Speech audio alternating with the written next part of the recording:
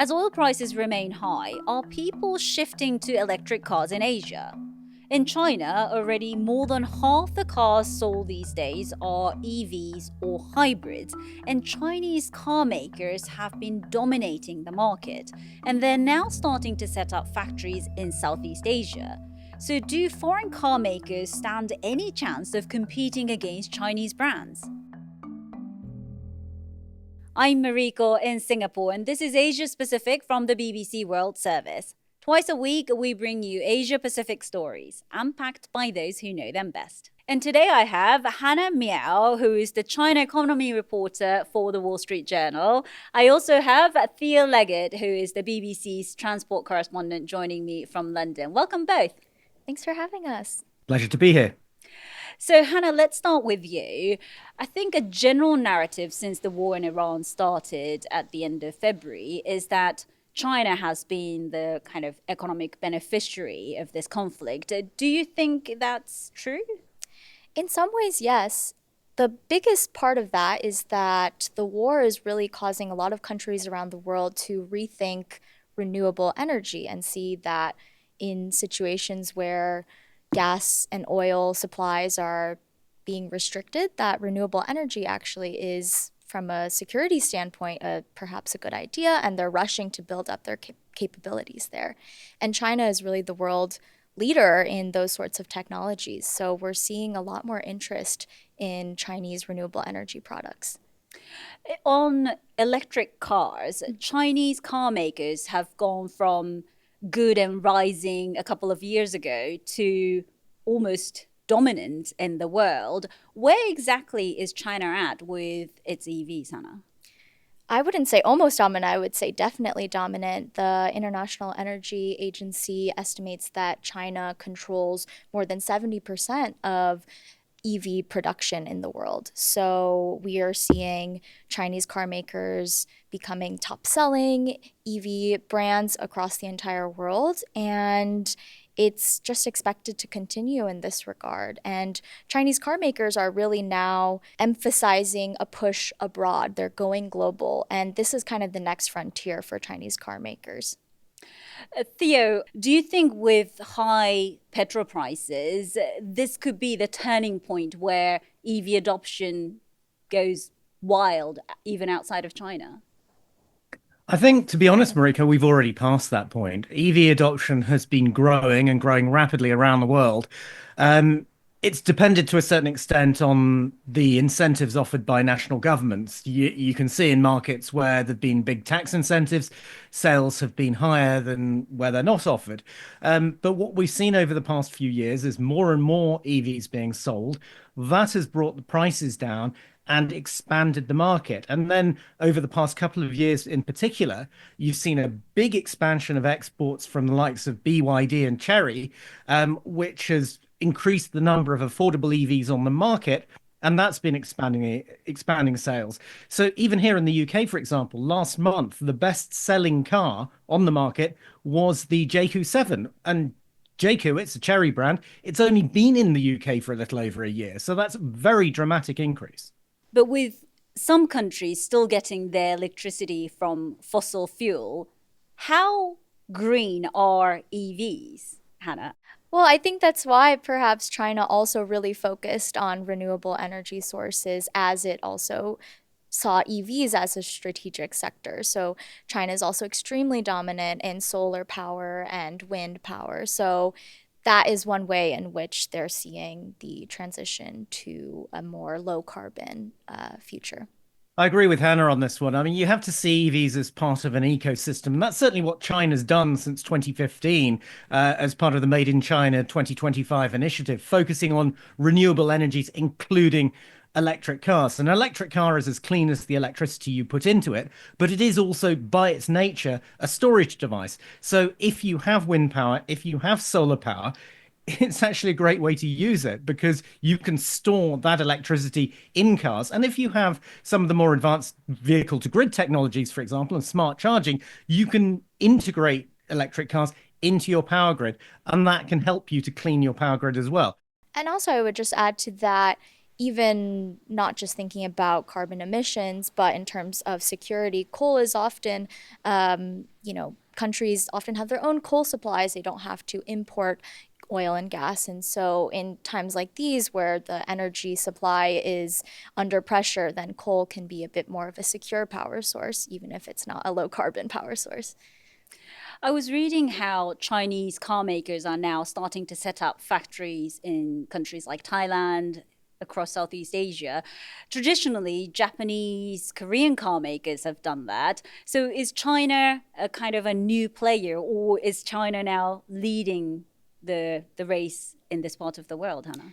Definitely, Chinese car makers are gaining a lot of ground in Southeast Asia. As you mentioned, Japan, traditionally, this has been a stronghold for them. And it really depends on, again, as Theo mentioned, those incentives for governments to establish EV manufacturing in their countries. Thailand, for example, has a really strong policy to try to build up their country as an EV manufacturing hub. So we've seen several Chinese car makers set up there. And oftentimes, it's because they want to access those markets as well for consumer markets, and governments are introducing policies that require certain amounts to be made locally, not just importing Chinese cars. They want to build up their industrial capabilities as well. So we've seen that. We've seen Chinese car makers gaining ground in Malaysia and Indonesia, or trying to expand there.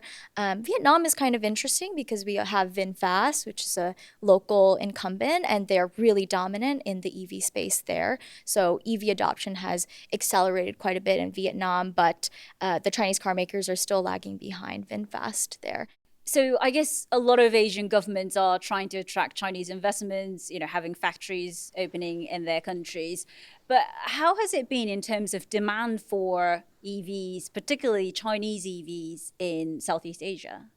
We've seen in a lot of markets growing demand for EVs. In Singapore, for example, I believe last year BYD was the top car seller in all of the country.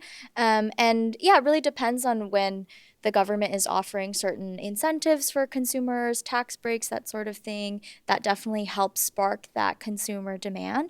But really, I think especially in areas of Southeast Asia that are a bit lower income, it comes down to price. Theo, I was reading an interesting story about Malaysia, how BYD wants to build a factory there, but according to reports, the government there wants to set a rule where 80% of cars made at that factory must be exported. And for those sold in Malaysia, they want the price to be minimum. BYD hasn't publicly commented about this, but it seems like Malaysia wants China's tech and investments, but they don't want cheaper cars to flood the market. Yes, and I think this is the kind of trade-off and debate that we're seeing with Chinese exports around the world. Countries do want Chinese brands to come and set up factories because factories create economic opportunities, they can create jobs. But countries don't want their markets to be dominated by by cheap Chinese cars either. But I have to say, in this kind of issue, the Chinese manufacturers have a little bit more power, I think. They're the ones with the opportunity to bring in work. I'm just wondering how companies like BYD grow so quickly, so significantly to become one of the global leaders, if not the global leader.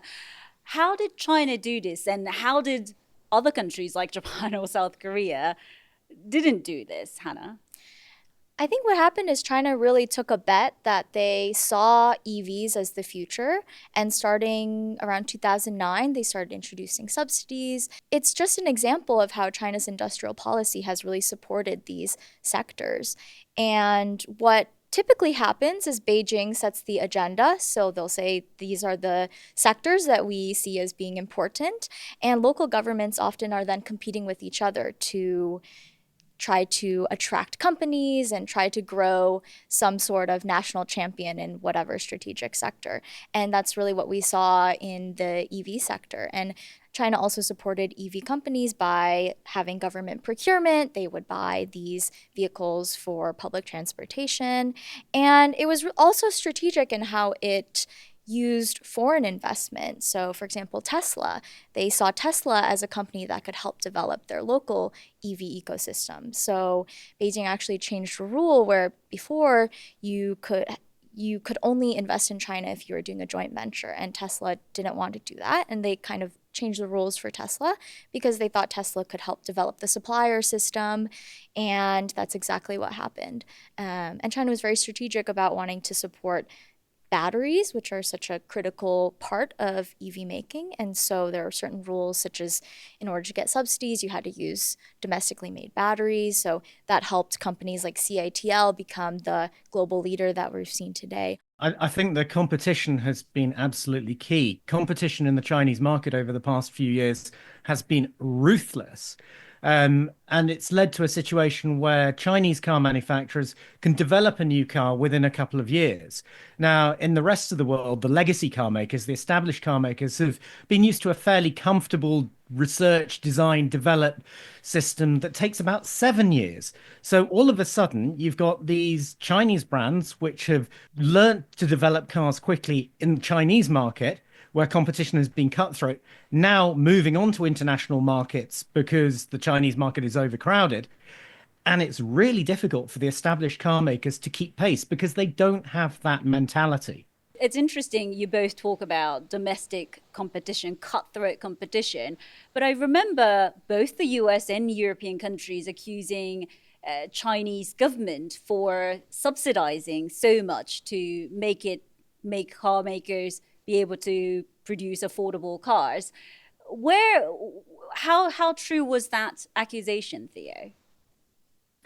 Well, there's no doubt that manufacturers in China have enjoyed quite comfortable conditions for doing business. So tax breaks, um, good investment opportunities, a lot of government support. The argument from China is that if other manufacturers want to come into China, they would benefit from the same things. And obviously, Tesla was invited in. But when it comes to the rest of the world, there are complaints now that Chinese brands um, have unfairly benefited from subsidies and that those benefits are now distorting the market outside China. Um, the Chinese brands are treading quite carefully on this one. So, for example, BYD has not come to Europe and suddenly cut prices in half. It's priced its products at a low level, but along with the other budget prospects in the market. So it hasn't sought to undercut existing players by a great deal. And that's to avoid the kind of things that we've already seen in Europe, actually, which is extra duties being put on Chinese imports, because that would be the response. And we've seen that in the United States as well. Hannah, has the Chinese government responded to this kind of accusation of unfair advantage that were given to those Chinese companies? I think China always maintains that it's doing things that are supporting its industries. I think the view is that, well, other countries could also support their industries with policies as well, and that they've pushed back quite a bit on this accusation of overcapacity, which Europe, US often bring up in relation to Chinese exports. So it's a bit of a sensitive area, I would say, but I think the view from many Chinese businesses is, well, if the products are good, if consumers like them, then what's the issue? Of course, from other governments, the problem is this going to hurt local industries? How do we balance the consideration of wanting to provide best products for our customers and our residents, but also supporting from the business standpoint? Do you think it's possible for any other countries' car makers to compete against the Chinese manufacturers, given the advantage and the dominance that they have and I guess, the environment that they've enjoyed? I think there has to be an effort to avoid complacency. Legacy car makers have been stuck in a particular way of doing business for a long time. So if you look at Germany, for example, every year traditionally there's been a round of pay talks between management and unions, and everybody gets together in a room and then they decide that this is the pay increase that they're going to get this year, and everybody's happy and they go away, and prices for the vehicles are set in accordance with how much money it all costs. Now the German car industry is coming under pressure, in part because of imports from China that are cheaper, and they've realized they can't go around doing things like that anymore. So now instead you get talk of factory closures, laying off more staff, trying to make the businesses leaner. And there's also the kind of models that they're producing. When European manufacturers first started looking at electric cars, they went for the high-end electric cars, the luxury models, because that's where the profit is. But the Chinese, particularly BYD, have been more interested in the budget end of the market in order to get market share. So BYD brought out the Seagull, which in Europe is the Dolphin Surf, and they've started to sell that, and it's been proving quite popular. So they've been looking at the whole market, not just the top end of the market. My personal opinion is that Chinese brands will rapidly develop a significant stake in markets around the world where they're allowed to do so. I mean, if you look at the United States, because of tariffs, it's a different matter. But they won't take over because others will respond, will react, as will national governments. I think there's a realization that it is quite a formidable challenge. I think there was a report recently that the Honda CEO went to China recently and visited some suppliers, and he said something along the lines of, "We can't beat this." But I also don't think, as Theo mentioned, these brands are going to just let China take over and do nothing about it. And so I think this will really reinvigorate a lot of competition among the foreign car makers. And we've already been seeing, as Theo mentioned, certain foreign car makers, really investing in China, doing more R&D there, trying to glean insights from how things are done there that they can kind of take and bring into their entire operations. And the other thing is that, as we mentioned, the competition in China is so cutthroat right now. It is still a question of how many of these car brands will actually survive. The competition is so tough that a lot of car companies had to do price wars last year. Profit margins are just exceedingly low. And BYD, for example, being such a global leader, it's actually not doing as well in China. So there's still a big question about who will come out on top internally. And that obviously has bearings for the global market as well, which Chinese car makers will survive this sort of competition. And Theo, we've been talking about how Chinese companies have managed to not only offer much more affordable cars, but also at a much faster pace. What has this meant for consumers? In terms of for consumers, this has quite simply been a benefit because you've had the results of that cutthroat competition in China, the kind of technologies that Chinese brands are able to produce at a low price now spreading onto global markets, which means legacy car makers are also having to raise their game. So for the consumer, effectively, you're getting better cars and better kit at lower price, irrespective of who you buy it from. So the benefits that we're seeing from competition in China are spreading out. And ultimately, it means that as electric cars go mainstream, they're getting a lot better than they were just a few years ago. It's not that long ago that if you wanted an electric car that could charge quickly and had high performance, you had to have a Tesla. That is no longer the case. And if you look at the kind of interior kit, the quality of electric cars that are on the market now, it's far superior from what it was just 2 or 3 years ago. And then we hear about things like very rapid charging being brought in. BYD's been making a splash with that lately. All of this, it's very, very rapid progress. And that means that electric cars become more desirable. And that means ultimately sales will increase and probably increase exponentially. So, where would this go if this conflict calms down, if petrol prices calm down? Do you think the demand for EVs continues, and has China practically cemented its dominance in this market? Let's start with you, Hannah.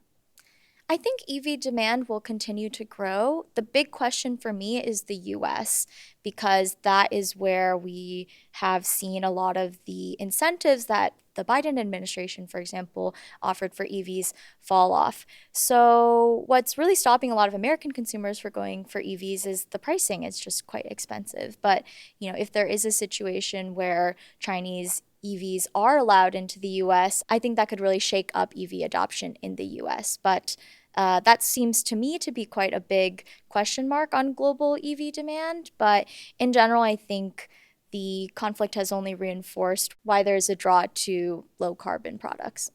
Well, outside of the United States, as Hannah's saying, EV adoption was increasing before the conflict. I think the conflict has shown just how serious our reliance on fossil fuel products from the Middle East has been. It's provided an incentive both for consumers to look at other options, so perhaps to consider electric cars more than they might otherwise have done, but also for governments to think we don't want to be in this situation again. Therefore, perhaps we need to promote EVs a little bit more. So we might see them being more amenable to providing subsidies for EV buyers. And we're getting quite a lot of confusion about tariffs in the United States as well, aren't we? Theo and Hannah, thank you so much for joining me today. Thanks so much for having us. Thank you for having me. You've been watching Asia Pacific from the BBC World Service with me, Marika Ooi, in Singapore. If you have any questions or thoughts on what we covered in this episode or any other stories from the region, please leave us a comment below. You can also get in touch with us on email, asiapacific@bbc.co.uk, and click like and subscribe so you never miss an episode. See you next time.